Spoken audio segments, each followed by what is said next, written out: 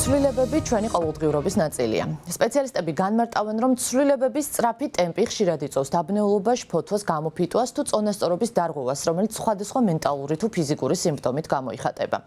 გამოსავალი ცვლილებებთან ადაპტირება. ამ უნარს ადაპტურობის ინტელექტს EQ-ს უწოდებენ. ეცნება პირველად 1997 წელს ამერიკელმა ფსიქოლოგმა პოლ სტოლცმა შემოიტანა. მისი განმარტებით, EQ არის ინდივიდის უნარი გააგრძელოს განვითარება და დარჩეს აქტიური გამოწვევების დროს. მაშინაც კი, როცა ვითარება არაპროგნოზირებადი ან დამთრგუნველია. ამ საკითხზე სასაუბროდ ჩვენი სტუმარი გახლავთ ACT ინსტიტუტის ლიდერობისა და პიროვნული განვითარების ტრენერი, მენტალური ჯანმრთელობის კონსულტანტი რუსუდან თელია. ქალბატონო რუსუდან, კიდევ ერთხელ მოგესალმებით. მადლობას გიხდით მობრძანებისთვის. თუ შეიძლება, უფრო დეტალურად აგვიხსენით, რას ნიშნავს და რას გულისხმობს ადაპტურობის ინტელექტი? მოგესალმებით, მივესალმებით თქვენს მაყურებელს და ძალიან დიდი მადლობა მოწვევისთვის და ამ თემის აქტუალიზაციისთვის. თქვენ სწორად აღნიშნეთ, დღეს ნამდვილად ვცხოვრობთ ისეთ სამყაროში და გვაქვს ისეთი კონტექსტი, სადაც ცვლილებები ეს არის უკვე მოცემულობა. ერთადერთი უცვლელობა ალბათ არის ცვლილებები და აქ ძალიან უგჭირდება განვივითაროთ ადაპტურობის ინტელექტი, რომელსაც ინგლისურად ესე ქვია adversity quotient, რომელიც ქართულად როგორც ახსენეთ, აი ესე იწოდება ადაპტურობის ინტელექტი EQ და რას ნიშნავს ეს? და როგორ ვლინდება ქცევაში თუ თვისებებში მაღალი EQ. აი ამ თქვენ ახსენეთ ახლა ამერიკელი ფსიქოლოგი ზუსტად წინა საუკუნის ბოლოს მას ეკუთვნის ამ ტერმინის შემოტანა და ის ასახელებს EQ-ს 4 მთავარ კომპონენტს. ეს არის პირველი, ეს არის კონტროლი, რამდენად მაქვს მე კონტროლის შეგრძნება სიტუაციაზე, რამდენად ვაცნობიერებ რა არის ჩემი კონტროლის ქვეშ და ჩემი კონტროლის მიღმა. მეორე კომპონენტი ეს არის პირადი პასუხისგებლობის გრძნობა, ეგრეთ წოდებული ownership-ი, რასაც ჩვენ ვუწოდებთ ხოლმე, რამდენად მე ვიღებ პასუხისგებლობას ცვლილებაზე, იმაზე თუ შევცვალო ის თუ რაც არ მომწონს, მაგალითად წუწუნებ იმაზე რაც არ მომწონს თუ მოქმედებ ამის მიმართულებით.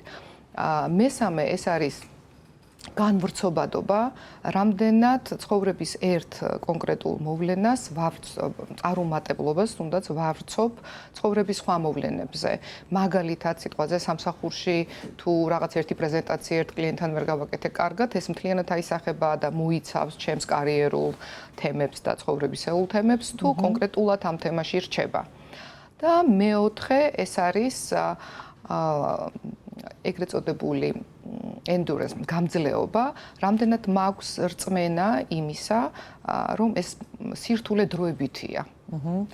მე ვეძახი ხუმრობით ამას სოლომონის ბეჭედს, თუ გახსოვთ ესე იგი ბიბლიური სოლომონის ამბავი, როდესაც თქვათ ესეც გაივლის, ხო, რამდენად მაქვს იმის რწმენა, რომ ეს ყველაფერი მუდმივი არ არის. ქალბატონო რუსუდან, რამდენად კავშირში არის IQ-სთან? აი ეს ადაპტურობის ინტელექტი, რამდენად კავშირში არის დავუშვათ გონებრივ ინტელექტთან და ემოციური ინტელექტთან? არის თუ არა ესენი მიბმულია თვალსაჩინო ეს კომპონენტები? ესე იგი, როგორც ვიცით, IQ ეს არის ჩვენი გონებრივი შესაძლებლობების კოეფიციენტი, ხოლო EQ ჩვენი ემოციური ინტელექტი, რასაც ვუწოდებთ. აი EQ წარმოიდგინოთ ჩემს აი როგორ შეიძლება ასე ვთქვათ, გავიგოთ, ეს არის რაღაცნაირი ნაზავი, ეს არ არის ერთი კონკრეტული კუნთი, ვთქვათ თუ IQ არის ჩვენი გონებრივი კუნთი და ის ემოციური კუნთი, EQ ეს არის ჩვენი ზოგადი ადაპტირების უნარი, რომელიც მოიცავს მათ შორის ჩვენს კოგნიტურ უნარებსაც, ჩვენს ემოციურ თემებსაც, იმიტომ რომ აი თქვა ემოციური მედეგობა, resilience, რასაც ქვია პირდაპირ ეს EQ-ს კომპონენტი არის, EQ-ს, მაღალი EQ-ს მქონე ადამიანებს ეს ახასიათებს, მაგრამ ასევე მოიცავს ჩვენს ნებელობასაც. რაღაცნაირად მთლიანობითი, ასე თქვა ჩვენი, ასე თქვა მნიშვნელოვანი კუნთების ერთიანობა არის, შეიძლება ასე ითქვას. ვიღაცას მეტად აქვს განვითარებული ადაპტურობის ინტელექტი და ვიღაცას ნაკლებად და ეს გამომუშავებადია, დამუშავებას ექვემდებარება? მადლობა ამ კითხვისთვის. კარგი ამბავია ის, რომ EQ, როგორც სხვა ინტელექტი და ექვემდებარება, ასე ვთქვათ, განვითარებას. ცხადია, ოღონდ რაღაცა მე ვახსენე, რომ კომპლექსურია უფრო მეტად, ძალიან მნიშვნელოვანია, რომ რომელი კუნთები უნდა ავამუშაოთ იმისთვის, რომ გქონდეს ადაპტურობის მაღალი ინტელექტი. აი მაგალითად, მუდმივი სწავლება. ეს არის ძალიან მნიშვნელოვანი, თქვათ, ჩვენ ვიყოთ ისეთ სივრცეში, ისეთ გარემოში და ჩვენ თავს მივცეთ, ასე ვთქვათ, ეს შესაძლებლობა, რომ მუდმივად ვისწავლოთ და თუნდაც შეველიოთ ძველ ნასწავლს, რომელიც ხშირად ხელს გვიშლის. მაგალითად, შემოქმედებითი უნარის განვითარება. ეს არის უნარი, რომელიც ჩვენ ეს არ იგულისხმება მხატვის ან რაღაცა მუსიკის ან ამ უნარზე არ ვსაუბრობ. ეს არის უნარი, როგორ შემიძლია მოვლენების განსხვავებულად დანახვა. განსხვავებული მიმართების დაჭერა. ასევე ძალიან მნიშვნელოვანი არის ერთ-ერთი შეიძლება ითქვას საკვანძო საკუთარ თავთან ღირებულებებთან ყოფნა, გაცნობიერება იმისა თუ რა არის ჩემთვის ფასეული და ღირებულება, იმიტომ რომ ზუსტადაც ბუნდოვანებაში ეს გვეხმარება მქონდეს შინაგანი საყრდენი. ანუ ეს ცხადია არის ფსიქოთერაპიის თემაც, როდესაც ადამიანები დაკარგულები არიან აი ამ ასე ვთქვათ ბუნდოვანებაში და გაურკვევლობაში თითქოს არის შეგრძნება რომ ფექვეშ მიწა გამოეცალათ ადამიანს და აი ზუსტად ეს გზა როგორ ვიპოვოთ ჩვენ თავთან კავშირი და კონტაქტი ეს ეხმარება მას რომ ვთქვათ აი ამ ვითარებაში იყოს მქონდეს შინაგანი საყრდენის შეგრძნება.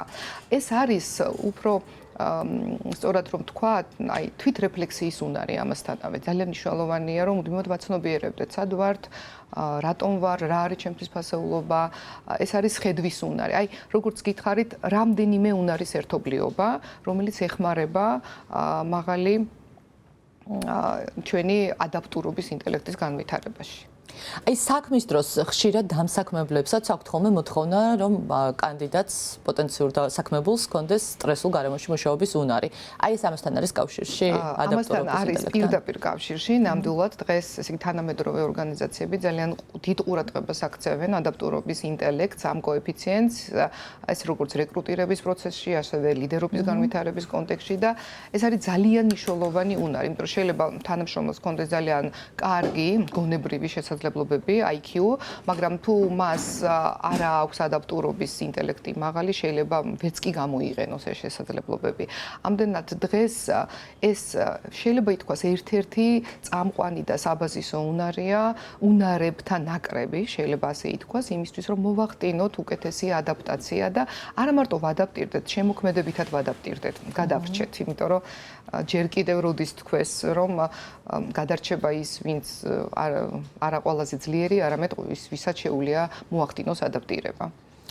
აი, უფრო მეტად რომ დავაზუსტოთ, როგორ მოქმედებს ადაპტურობის ინტელექტი კრიზისების დროს. ის ცხადია ალბათ ვერ დაგვიცავს პრობლემისგან, მაგრამ განსაზღვრავს ამ პრობლემაზე ჩვენს რეაგირებას. ცხადია, ესეა ზუსტად კრიზისები დგება, ეს არის გარდაუვალობა, ეს შეიძლება იყოს ცხოვრებისეული კრიზისები, ეს შეიძლება იყოს გლობალური ეკონომიკური, მაგალითად პანდემია, რო გავიხსენოთ, პანდემია ერთ-ერთი, რა ვიცი, მნიშვნელოვანი კრიზისი იყო, რამაც შეიძლება ითქვას, რომ ყველაფერი ამოაყირავა ჩვენს ირგვლივ.